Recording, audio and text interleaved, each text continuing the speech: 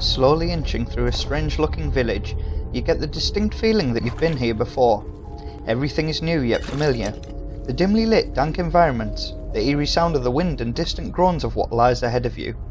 This all came together to give me that feeling that I've only felt once in a video game before. It was the first time that I booted up Resident Evil 4 on the Nintendo GameCube. This is no coincidence, as The Evil Within is the latest project from Resident Evil 4's director, Shinji Mikami.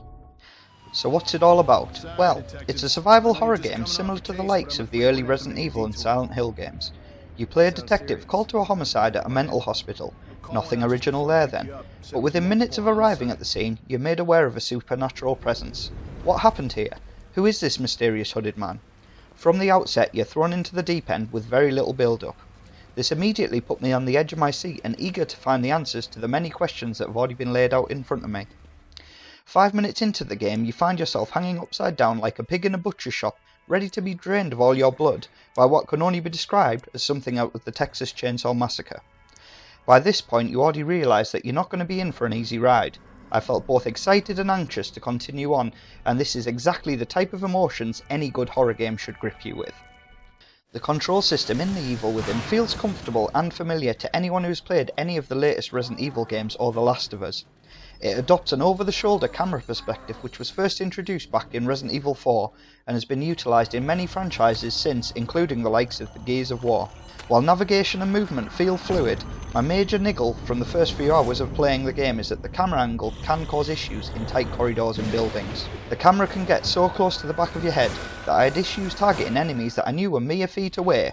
It can also cause you to miss item pickups and get caught in traps, which can result in the loss of a large portion of your health. This is all the more frustrating as the health regeneration items are so few and far between. It sometimes feels unfair that you get punished by the camera issues and not your lack of skill.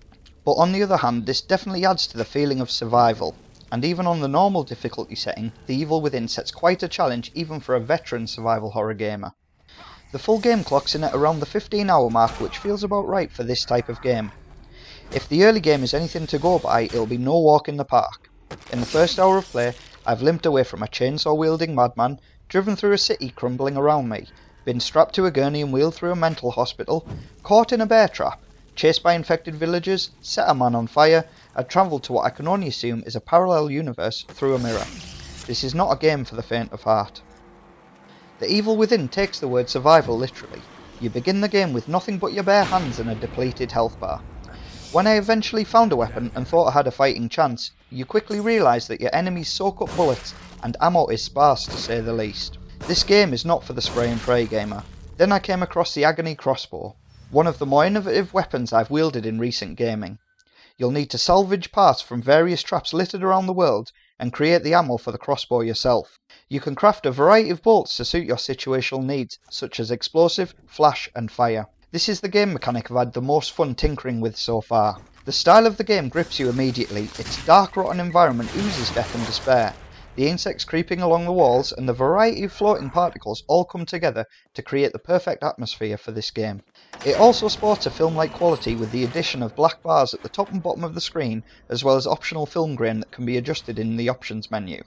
The upgrade system that's been integrated into the game does not detach you from the world that you're in, and it helps to keep you immersed so that feeling of tension is always bubbling under your skin.